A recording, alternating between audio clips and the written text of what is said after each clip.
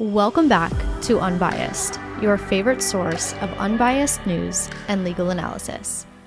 Welcome back to Unbiased. Today is Monday, October 28th, and this is your daily news rundown.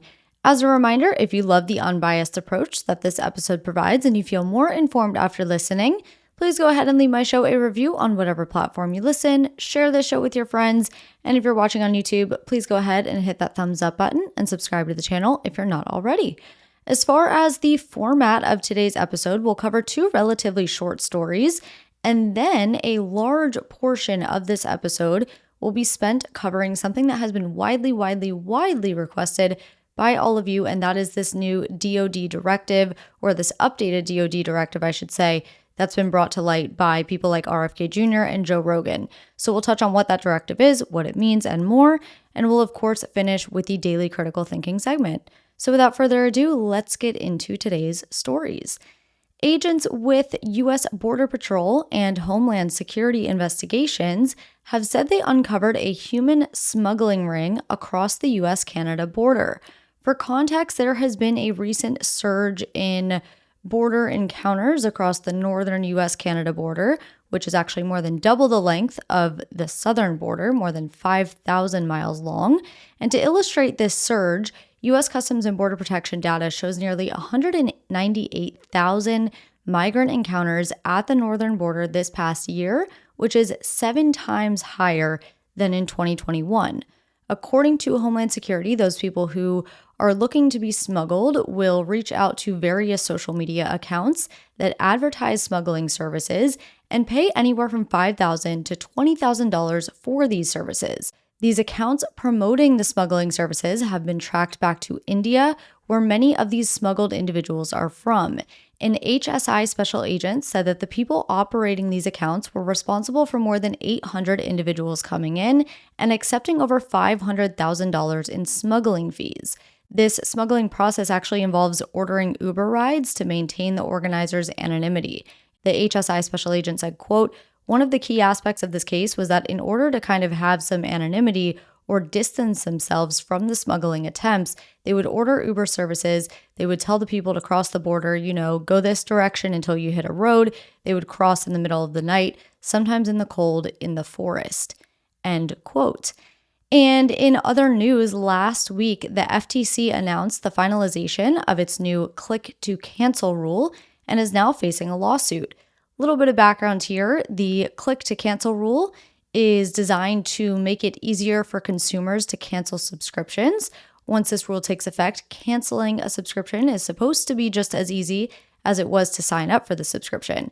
In other words, if someone signs up for a subscription online by simply clicking a button, that person should be able to similarly click a button to cancel without having to jump through hoops like dealing with a chatbot or an agent, things like that. And then if someone signs up for a service in person, they should just as easily be able to cancel online or over the phone.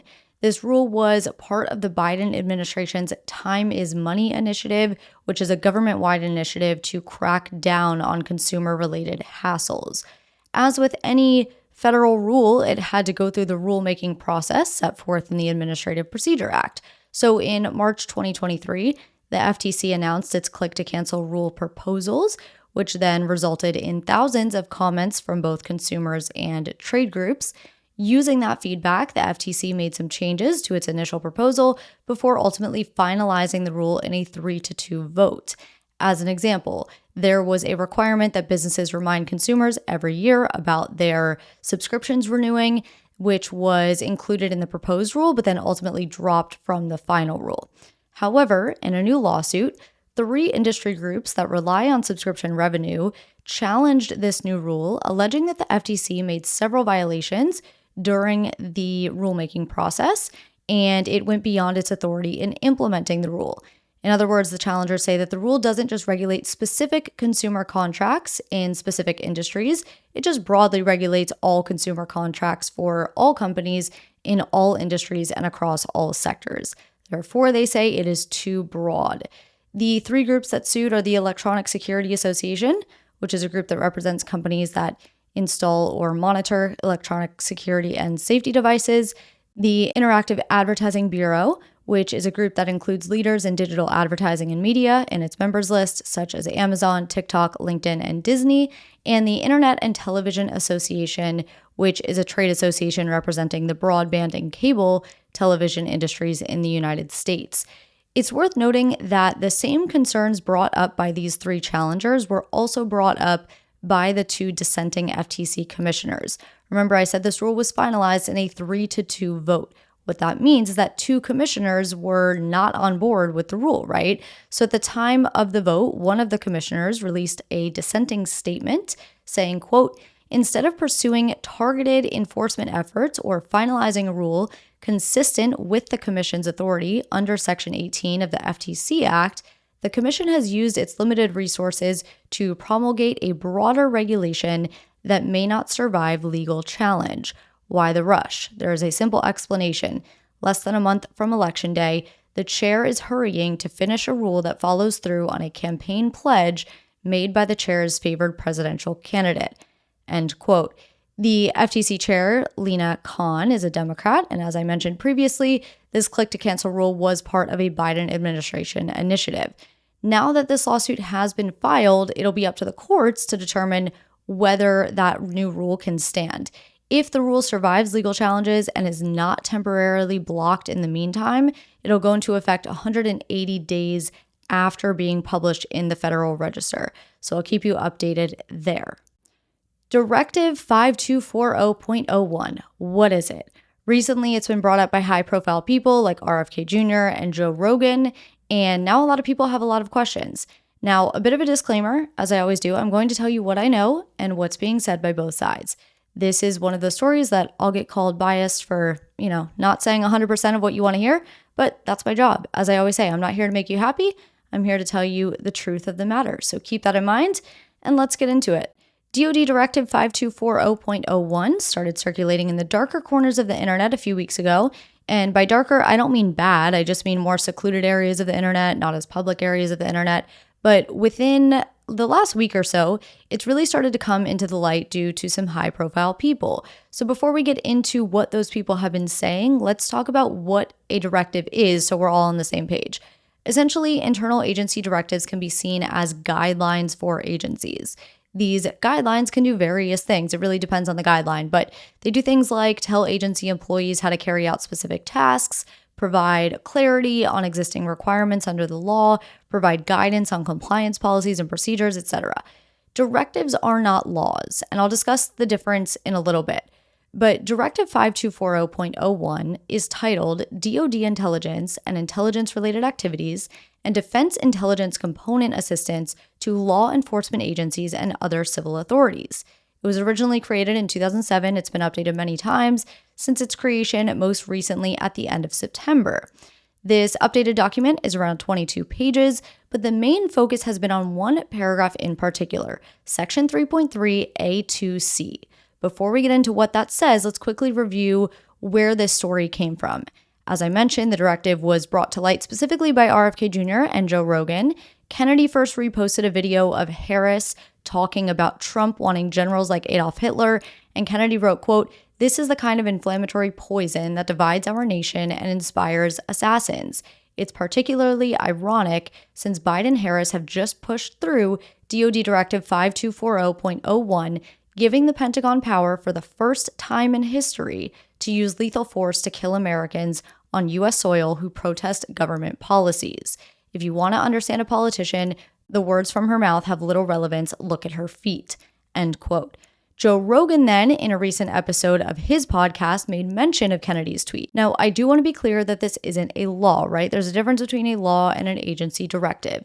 A law is passed by Congress and enforceable against all American citizens. Agency directives are policy statements directed at those within a particular agency or, the agency issuing the directive. Directives don't create legal authority if that authority isn't authorized under federal law or by the Constitution. And directives are subject to federal law and the Constitution, meaning if the directive orders its employees to act in one way and federal law makes those actions illegal, federal law supersedes, and those actions remain illegal. Now that you have that background, let me give you the lay of the land. This directive is broken down into 3 sections: general issuance information, responsibilities, and defense intelligence component assistance to law enforcement agencies and other civil authorities. That 3rd section is what we are talking about here. So the first question we have to ask is, what is a defense intelligence component? It's something a lot of us probably aren't familiar with. Defense intelligence components are individual organizations within the DoD that are responsible for collecting, analyzing, disseminating military intelligence related to foreign powers, supporting military planning and operations, and, they inform defense policymakers. In other words, any part of the DoD that contributes to the broader intelligence enterprise. The National Security Agency, or NSA, would be an example of a defense intelligence component. The Defense Intelligence Agency, or DIA, is another example. So Section 3 of this directive is all about how these intelligence components are able to assist law enforcement agencies and other civil authorities.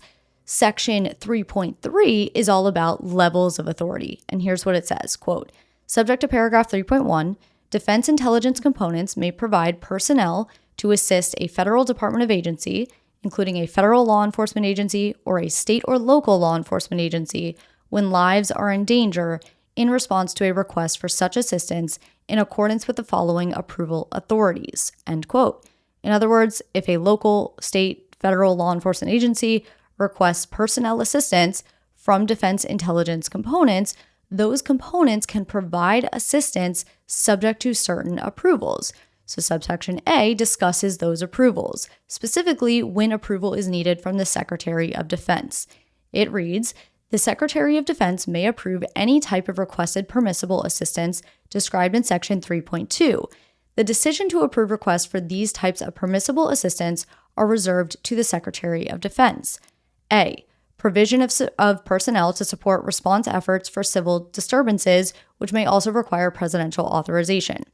B. DoD response to chemical, biological, radiological, nuclear, and high-yield explosive incidents. And C, and this is the subsection everyone is talking about, assistance in responding with assets with potential for lethality or any situation in which it is reasonably foreseeable that providing the requested assistance may involve the use of force that is likely to result in lethal force, including death or serious bodily injury. It also includes all support to civilian law enforcement officials in situations where a confrontation between civilian law enforcement and civilian individuals or groups is reasonably anticipated. Such use of force must be in accordance with DoD 5210.56, potentially as further restricted based on the specifics of the requested support, end quote. So let's break this down. Local, state, or federal law enforcement agencies can request assistance for assets that have a potential for death, or any situation where it's possible that providing assistance can lead to the use of lethal force.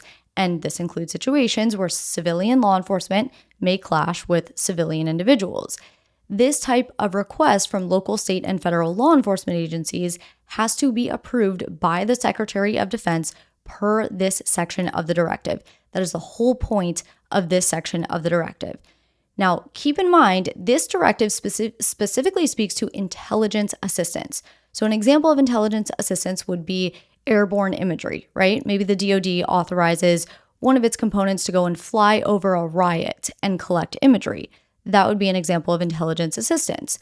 When we talk about intelligence assistance providing assets with potential for lethality, though, that's obviously something way more than just imagery. Now, there is another DoD directive that actually speaks to the use of force by the DoD, and I'll get to that in a second. But first, I want to talk about DoD Directive 5240.01, which was last updated in 2018 and establishes the policies and responsibilities for the defense support of civil authorities. This directive, 3025.18, is an umbrella directive, which applies to all support provided by the DoD, whether it be intelligence or non-intelligence. And that directive has very, very, very similar language to the directive we're talking about today. 3025.18 reads in part, quote, it is DoD policy that only the Secretary of Defense may approve requests from civil authorities or qualifying entities for federal military support for assistance in responding with assets with potential for lethality, end quote. It continues on and says, quote, this support includes loans of arms, vessels or aircraft or ammunition.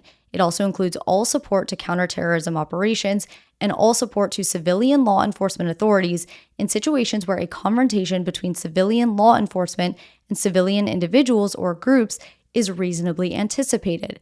End quote. So again, very similar language implemented in 2018 as we're seeing now in this new September update to Directive 5240.01. Therefore, the language in this Directive 5240.01 is not new. In fact, the 2018 directive is much more broad than this new update. The 2018 directive applies to intelligence and non-intelligence components, whereas this new September update only applies to intelligence components. Now, let's touch on the other directive I mentioned, which speaks more to use of force by the DoD. Directive 5210.56, which was last updated in 2020, is titled Arming and the Use of Force. It establishes policy and standards and assigns responsibilities for arming, carrying of firearms, and the use of force by DoD personnel performing security and protection, law and order, investigative or counterintelligence duties, and for personal protection. It reads in part, quote, "Deadly force is justified only when there is a reasonable belief that the subject of such force poses an imminent threat of death or serious bodily harm to a person under the following circumstances: self-defense and defense of other DoD personnel, defense of others, protecting assets vital to national security, protecting inherently dangerous property, protecting national critical infrastructure, performing arrest or apprehension, preventing escape, and defending against vicious animals." End quote. And again, that language, that directive, has been around since at least 2020. Finally, let's talk about existing federal law because as we've stated, and as the directive itself states, these directives are subject to federal law. The Pentagon, in denying that the new directive update allows for the use of lethal force on American citizens, cites to a law called the Posse Comitatus Act.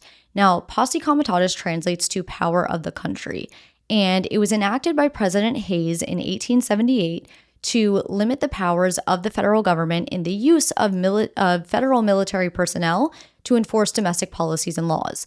And it says in part, quote, "Whoever, except in cases and under circumstances expressly authorized by the Constitution or Act of Congress, willfully uses any part of the Army, the Navy, the Marine Corps, the Air Force, or the Space Force as a posse comitatus or otherwise to execute the laws shall be fined under this title or imprisoned not more than 2 years or both." End quote.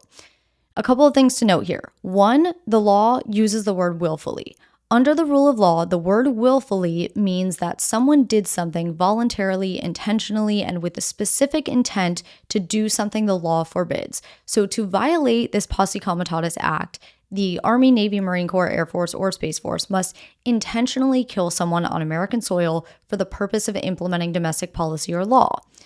The other thing worth noting is that this law only includes the Army, Navy, Marine Corps, Air Force, and Space Force. Now, you're saying only, what do you mean? Well, if intelligence components aren't explicitly listed there may be an argument that they're not included. Also potentially not included, the National Guard, which is under state control. And while it's true that the DC Guard specifically is always under presidential control, the Department of Justice has long asserted that the DC Guard can operate in a non-federal militia status, which would mean that they are not covered by the Posse Comitatus Act. And while we're on the topic of the National Guard has Title 32 status, meaning that it's sort of in this in-between where Guard personnel are paid with federal funds but remain under state control and command. So there's an argument that even though the Guard serves national interests, it's not subject to this Posse Comitatus Act. All this to say that while the Pentagon refers to this law specifically as a way to say that federal law prohibits the use of lethal force on those on American soil, the law doesn't explicitly include intelligence components, which are what's at the center of the directive at issue here, and possibly doesn't include the National Guard. Now, there is a possibility that if a court were to interpret the law, the argument could be made that the intelligence components we have now weren't around, or at least as prominent, in 1878 when the law was enacted, but that the law clearly intends to apply to any military body, and therefore the law should apply to intelligence components as well. That's what we have lawyers for, right? That's like literally the job of lawyers. However, that same argument likely could not be made for the National Guard because the National Guard was founded in 1636, well before the enactment of the Posse Comitatus Act. So it begs the question, why wasn't the National Guard included when that law was enacted? In conclusion, let's wrap this up. Contrary to Kennedy's tweet about this being the first time in U.S. history the Pentagon has ever been authorized to use lethal force against Americans on U.S. soil, that is not true. We know this because of Directive 5240.01, which was updated in 2018. It contains almost the exact same language, authorizes the exact same lethal force. At the same time, we know there are multiple loopholes within the law that the Pentagon has cited in rebutting claims, such as the claim made by Kennedy. The question of whether the U.S. military can use lethal force against Americans on U.S. soil is one that we don't have a definitive answer to, like most things within the world of law. But I hope that this explanation provided you with all of the facts and context you need to think about the story on a deeper level and form your own opinions. And as you already know, I'm sure, for today's critical thinking segment, we are going to continue on with this story. For those that may be new, the critical thinking segment is my way of getting you to think deeper about certain topics and issues. The topic changes by the day, so you never know what to expect. But today, since we spent so much time on that DoD directive, let me pose a few questions just to jumpstart your critical thinking process. 1, how do you feel about the United States authorizing lethal force against those on U.S. soil? 2, whether you are quick to just answer you're for it, you're against it, or it depends, I want you to challenge yourself and think about at least one scenario on both sides. What would be a scenario in which lethal force would be acceptable to you? What would be a scenario in which lethal force would not be acceptable to you? And as always, give reasons why. Why would it be acceptable in this situation? Why would it not be acceptable in that situation? And then finally, number 3, are there certain agencies or military branches that you would be okay granting lethal force authority to, but other branches or agencies you wouldn't be okay granting that authority to? And again, why or why not? That is what I have for you today. Thank you so much for being here. I do have quite a few stories already planned for tomorrow's episode, so do not miss it. As always, my episodes come out around 5 p.m. Eastern Time, give or take 30 minutes, every day, Monday through Thursday. So have a wonderful night, and I will talk to you tomorrow.